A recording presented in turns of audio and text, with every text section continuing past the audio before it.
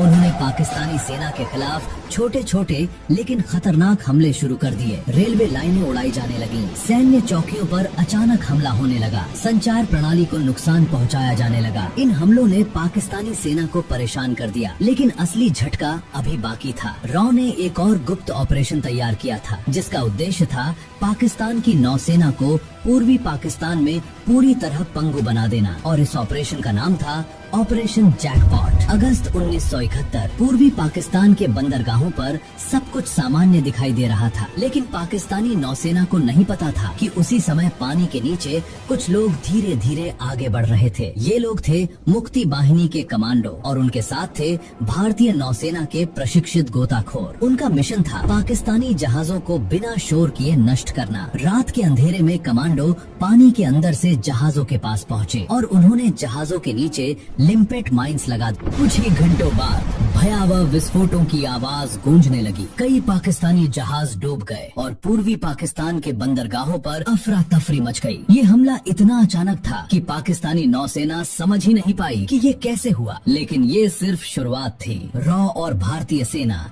एक बहुत बड़ा खेल खेल रहे थे, एक ऐसा खेल जिसका अंतिम परिणाम होगा दुनिया के नक्शे पर एक नए देश का जन्म। और अब 1971 का युद्ध बस शुरू होने ही वाला था, लेकिन पाकिस्तान को ये बिल्कुल अंदाजा नहीं था कि भारत पहले ही गुप्त युद्ध जीत चुका है। अगस्त 1971 के ऑपरेशन जैकपॉट के बाद पूर्वी पाकिस्तान की स्थिति तेजी से बदलने लगी। पाकिस्तानी सेना को पहली बार महसूस हुआ कि उनके खिलाफ सिर्फ एक विद्रोह नहीं चल रहा, बल्कि एक संगठित और योजनाबद्ध युद्ध चल रहा है। रेलवे लाइनें बार बार उड़ाई जा रही थी, सप्लाई ट्रकों पर घात लगाकर हमले हो रहे थे, नदियों के रास्ते आने वाले जहाजों को भी निशाना बनाया जा रहा था। और सबसे बड़ी बात, इन हमलों के पीछे कोई ऐसा दिमाग काम कर रहा था जो बहुत सुनियोजित तरीके से पाकिस्तानी सेना को कमजोर कर रहा था। वो दिमाग था भारत की खुफिया एजेंसी रॉ का। रॉ के प्रमुख RN काओ ने महीनों पहले ही एक ऐसी रणनीति तैयार कर ली थी जिसमें बिना औपचारिक युद्ध के पाकिस्तान की सैन्य शक्ति को अंदर से तोड़ना था। इस रणनीति का असर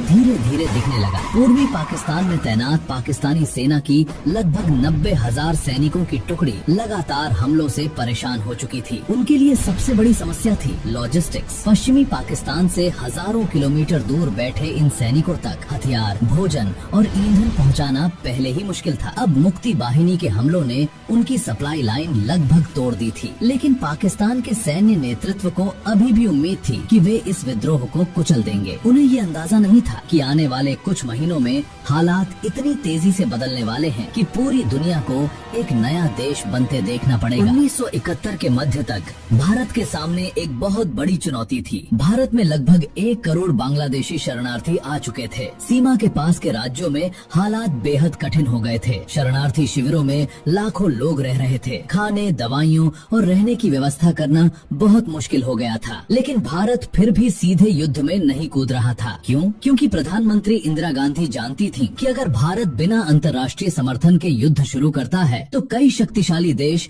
पाकिस्तान का खुलकर साथ दे सकते हैं। इसलिए उन्होंने एक और रणनीति शुरू की, कूटनीतिक अभियान। इंदिरा गांधी ने दुनिया के कई देशों की यात्रा शुरू की। उन्होंने यूरोप, अमेरिका और कई अंतर्राष्ट्रीय मंचों पर जाकर पूर्वी पाकिस्तान में हो रहे अत्याचारों की जानकारी दी। उन्होंने बताया कि लाखों लोग मारे जा रहे हैं और करोड़ों लोग शरण लेने के लिए भारत आ रहे हैं। लेकिन दुनिया की राजनीति बहुत जटिल थी। उस समय अमेरिका के राष्ट्रपति थे रिचर्ड निक्सन और उनके राष्ट्रीय सुरक्षा सलाहकार थे हेनरी किसिंगर। अमेरिका उस समय पाकिस्तान का करीबी सहयोगी था। पाकिस्तान ही वो देश था जिसके जरिए अमेरिका चीन के साथ गुप्त कूटनीतिक संपर्क बना रहा था। इसलिए अमेरिका पाकिस्तान के खिलाफ खुलकर कुछ करने को तैयार नहीं था। लेकिन भारत ने एक और बड़ा कदम उठाया, एक ऐसा कदम जिसने पूरे युद्ध की दिशा बदल दी। 9 अगस्त 1971 भारत ने सोवियत संघ के साथ एक ऐतिहासिक संधि पर हस्ताक्षर किए। ये संधि थी Indo Soviet treaty of peace, friendship and cooperation. इस समझौते के तहत भारत और सोवियत संघ ने